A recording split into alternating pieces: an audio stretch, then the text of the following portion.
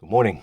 As you can see, I'm sitting in my car right now, and it can only mean one thing: road trip.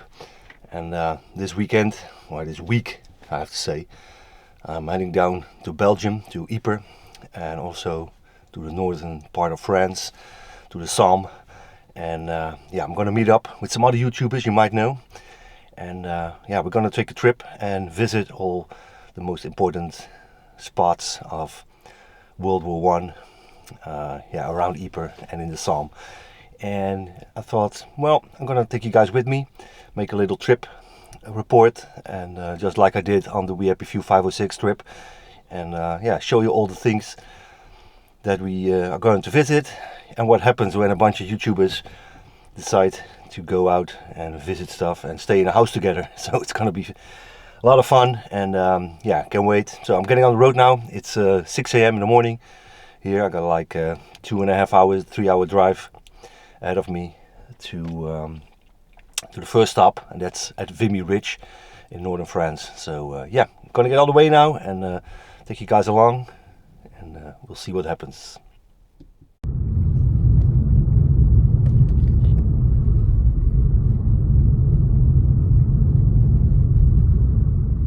I've arrived at the location where all of the guys are gonna meet up, and yeah, I'm the first one here, so now I just have to wait a little bit for the rest of the guys to arrive. And the first place is right here at the Vimy Ridge Visitor Center. We're gonna go inside as well, take a look around, and yeah, so do a little waiting till the rest of the guys show up. I'm now outside the Visitor Center, and I found my first YouTuber who's gonna be on the trip. It's Chris from Vlogging Through History. Short little guy next to this guy over here. I'll crouch for you.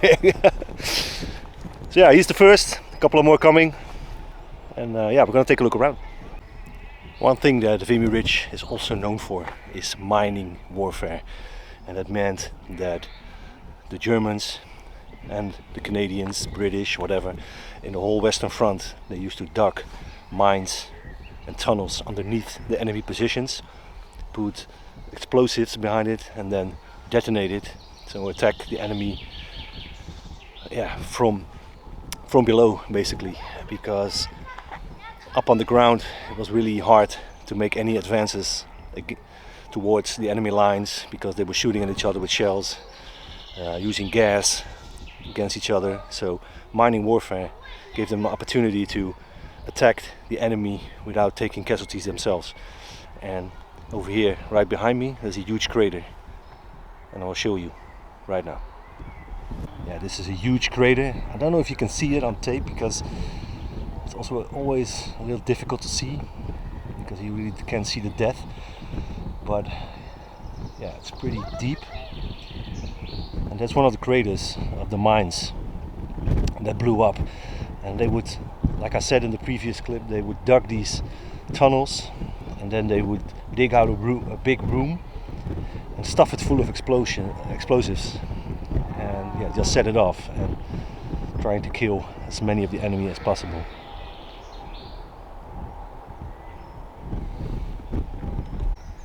Over here you have another one. There's even a sign here that says crater. Yeah, it's crazy to see all these. The whole landscape is still scarred from over 100 years ago. So there's a lot of trenches still accessible here at the site of Vimy Ridge Visitor Center. You can see it behind me, and they all lined it up with these concrete sandbags that they made, and that's really interesting to see. You're right on the front line where the Canadians fought their battle against the Germans. And we just talked to one of the students that work here, that they volunteer here, and he told us a lot about the advance of the Canadian Army. And the site that we're in now, they took like this in like 2 hours. They overran this position, and because they were outnumbering the Germans 4-1, and real crazy.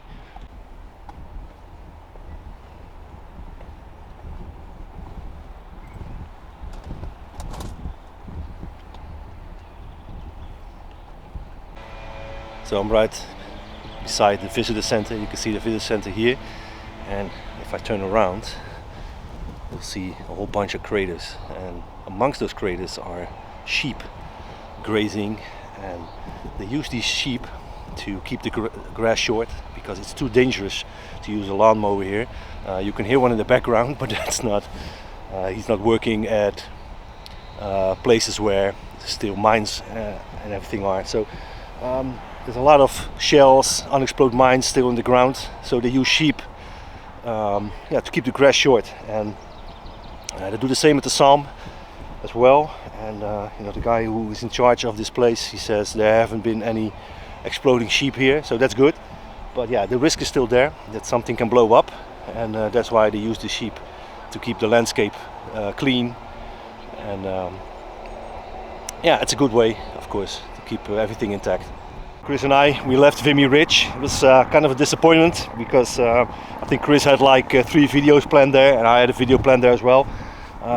But yeah, we were kind of stalked by security, telling us we couldn't film there, and we had to get permission, official permission.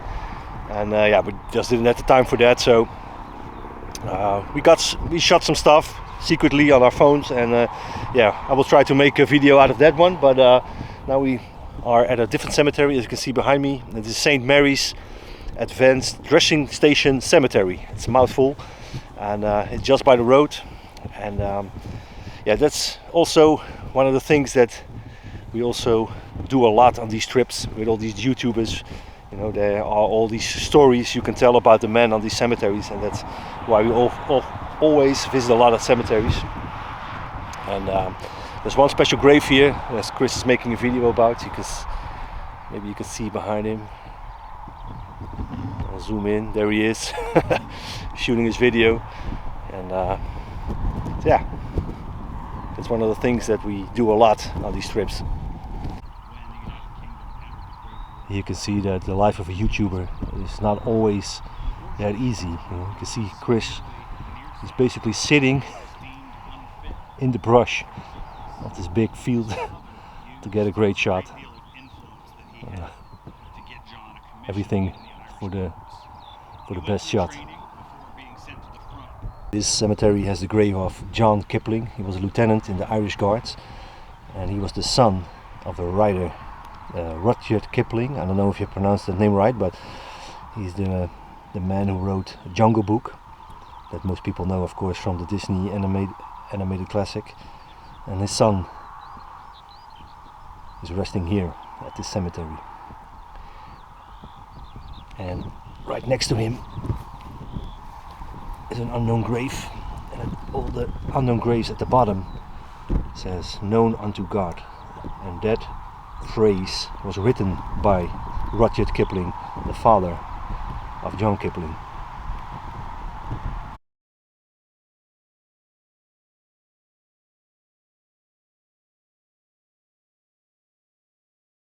We got the groceries. We got a lot of groceries. You'll see a whole car full of alcohol. That's what YouTubers drink always. 580 euros, all YouTube money gone. Completely wasted. So we need those views because we need the money back to buy for these groceries. Hey, look who's there! Hey. There's Rob. You can cough up some money already. So we're in the car right now, we're heading to Ypres. Oh yes. Rob is driving. I'm driving, man. It's going to be some good level driving right here. 5 guys. I have the biggest chest, so I have to sit in the middle, I have the biggest chest muscles. So. And for some reason they stole the steering wheel. I don't know why. The steering wheel is literally on the right side, Marcel, remember that? Yeah, it is. Which is wrong. So yeah, we're going to Ypres, we're going to the Menin Gate, and we're going to participate in the last post ceremony.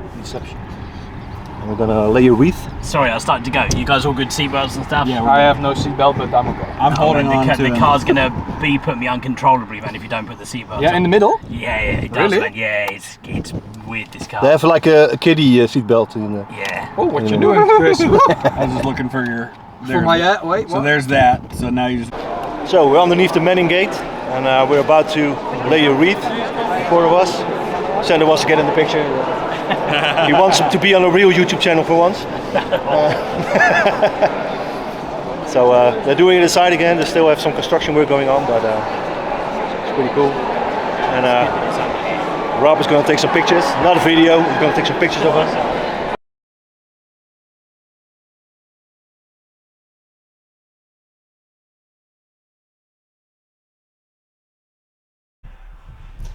Good morning, day number 2 here in Ypres. It's Friday now, and yeah, the house that we're staying in, I'm gonna give you guys a quick tour to see, yeah, you can see the place that we are staying at. Really nice house, by the way. Behind me you can see this is my room. Got a little bathtub, private shower, every room has a private shower, the bed. So yeah, I'm gonna take you guys through the house now. So this is the hallway, this is the entrance. Here we have the living room with Mr. Vlogging Through History himself. Kitchen area. Pretty big garden, yard area. It's pretty shitty weather, so here's the hot tub. You might have seen the hot tub live stream that we're gonna do here. So Chris, can you tell people what we are gonna do today? What's the schedule? I think we're exploring the southern end of the Ypres salient, so places like Hill 60, Plug Street Wood, Bayernwald, places like that. Okay, awesome. So they were like sitting area. Upstairs there are some more bedrooms. The rest of the guys. Let's see.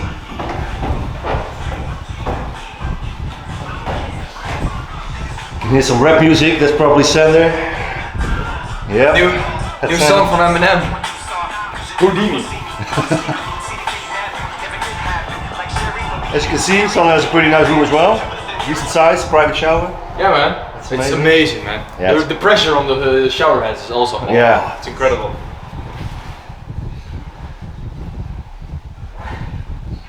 Long hallway over here, a bunch of rooms.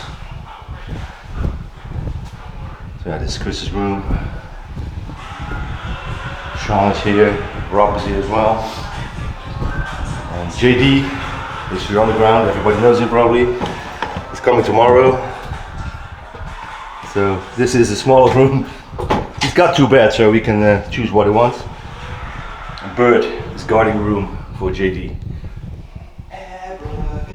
So we're at the first stop of day number 2. It's Hill 60, and our guide Chris will tell some more about this site. The railroad tracks that we crossed right there, Hill 60 was made from the spoil that when they dug out the railroad, they threw all the dirt on one side, that became Hill 60.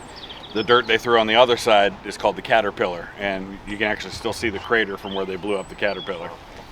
There is a bombshell still in there, right? Well, Hill 60 was blown up multiple times, but the Caterpillar one is just one big crater you can see. Okay. So we are now here at the Hill 60. What it looked like in 1915, you'll see it when we get over there. It's pretty neat. Okay.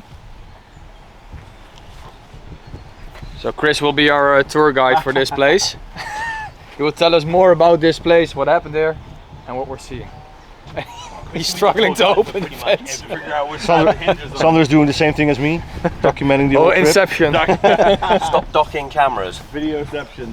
So we have to put up a race who uploads the video first. Oh, you will be. And I'm gonna pull up my Hill 60 notes because I remember some of this from when I was 60 meters above sea level. Really clever name. The Germans originally held this, like a lot of the Ypres salient. Once they settled into kind of trench warfare, the Germans held all the high ground on the ridges that kind of circled in like a semicircle around town. And so you'll see right up here, we'll go up to it, but the Germans held this area. The French were initially fighting here, and then the British took over this sector in the Second Battle of Ypres in spring of 1915. The British took it, and then the Germans ended up taking it back a few months later, and it just kind of went back and forth throughout the war. But most of the fortifications that you'll see up here were German, at least at the start. This particular monument right here is one of the few that we know was actually destroyed by the Germans in World War II. And it was rebuilt after the Second World War. Oh, it was destroyed by... Yeah. Now we can say that Don't bring those tight jeans all the way down there. Sander is beneath Hill 60.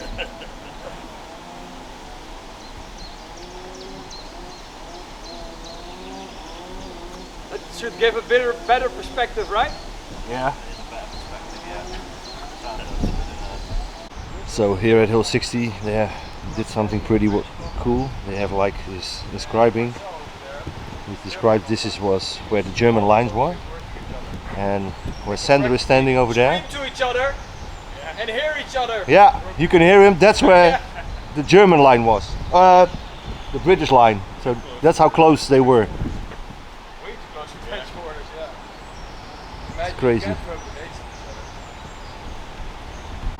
Here we have a memorial at Hill 60.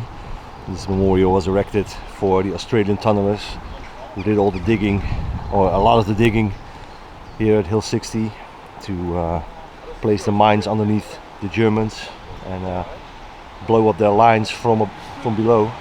And the tunneling warfare here was really brutal, and a lot of people died while digging these tunnels.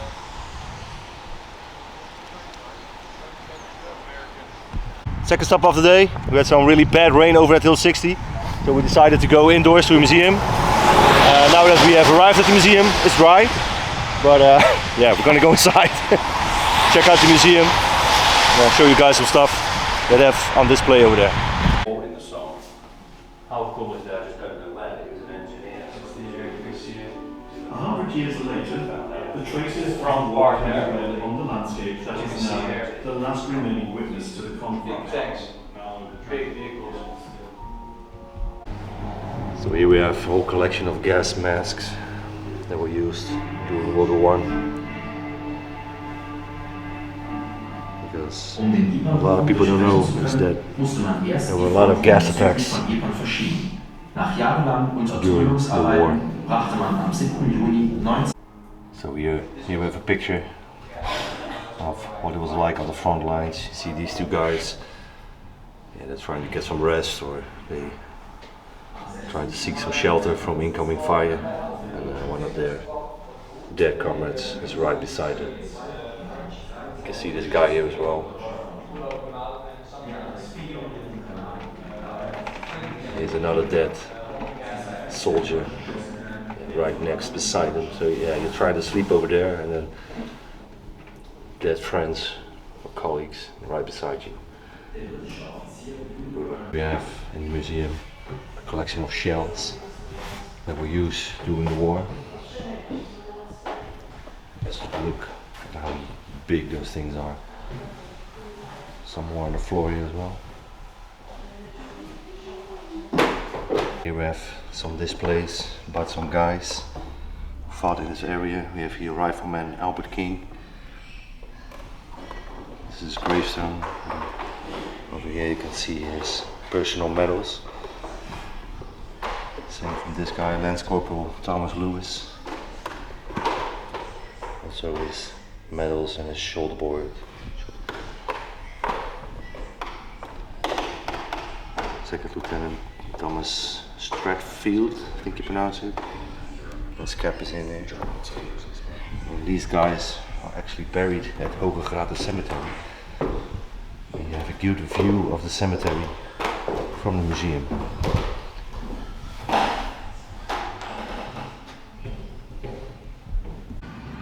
So guys, this was the Hooge Krater Museum. What do you think of it?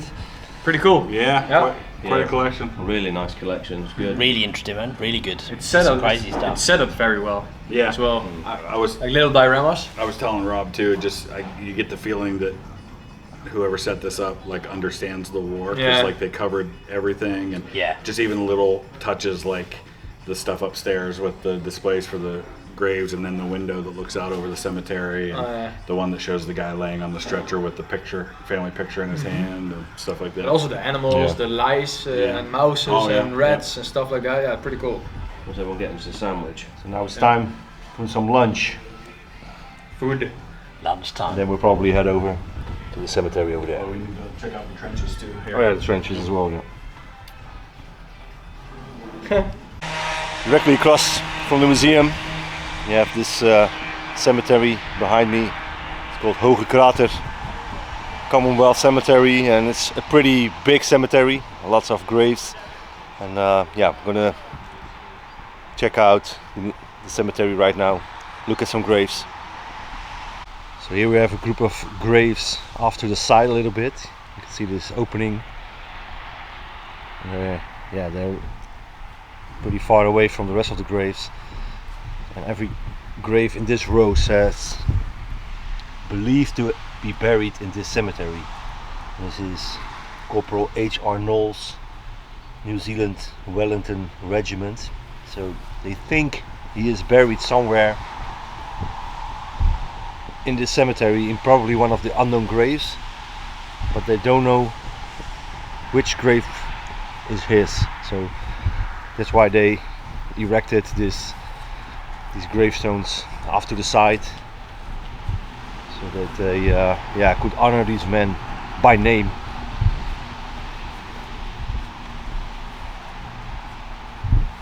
On wood, I highlighted the story of a soldier named Patrick Bugden, who was a Victoria Cross recipient from Australia, and this is his grave here. He, on 2 occasions when the battalion was held up by intense fire from machine guns, Private Bugden led small parties to silence the enemy posts. 5 times he rescued wounded men trapped by intense shelling and machine gun fire. Once, seeing that an Australian corporal had been taken prisoner, he single-handedly rushed to his comrades' aid, shooting and bayoneting the enemy. He kept fighting until he was killed. For outstanding bravery and self-sacrifice, he was posthumously awarded the Victoria Cross November 23, 1917.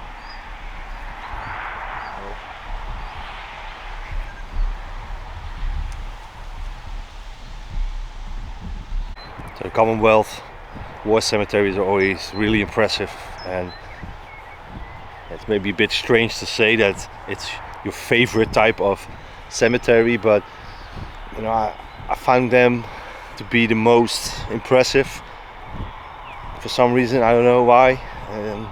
Probably because of the headstones. The headstones are the nicest probably that you will see in any cemetery, and I talked about it a little bit in another video where they have the regimental crest on the headstones, and at the bottom a message from the family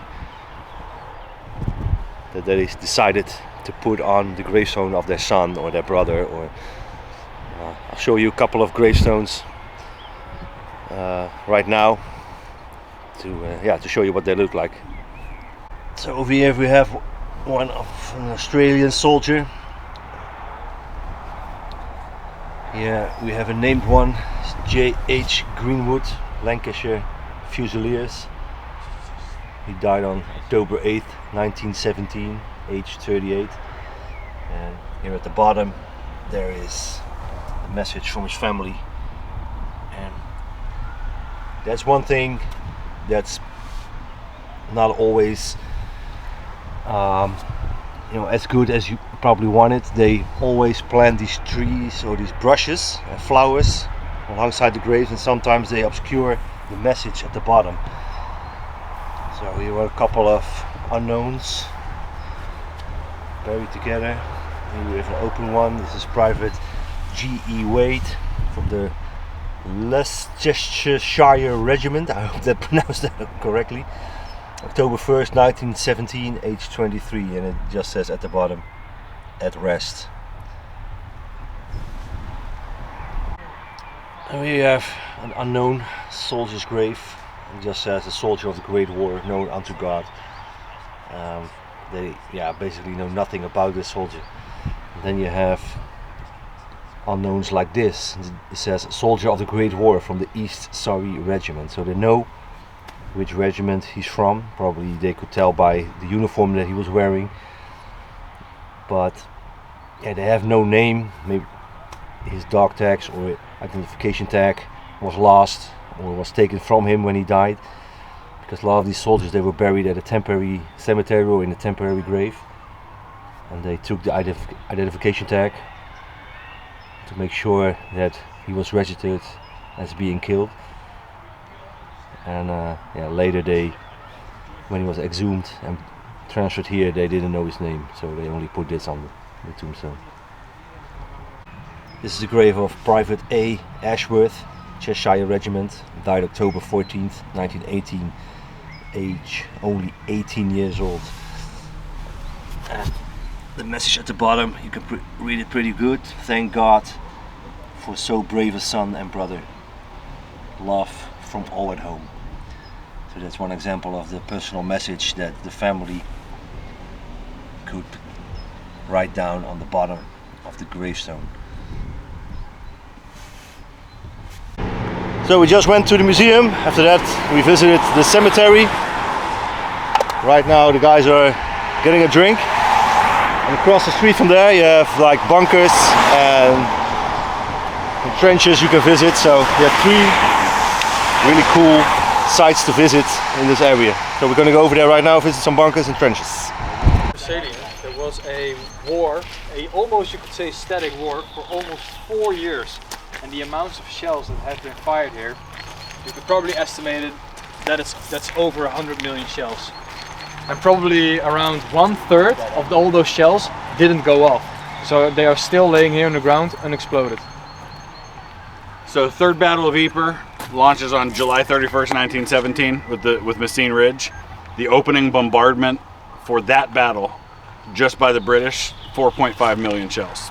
On the Third Battle of Ypres. Just the opening bombardment. That's crazy. For a battle that went on for months. And that was just one army, just one part of the battlefield. Crazy. Oh, okay. Oh, it is so tight. I can sleep here. Goodbye, Chris. Oh, now my pants is all wet.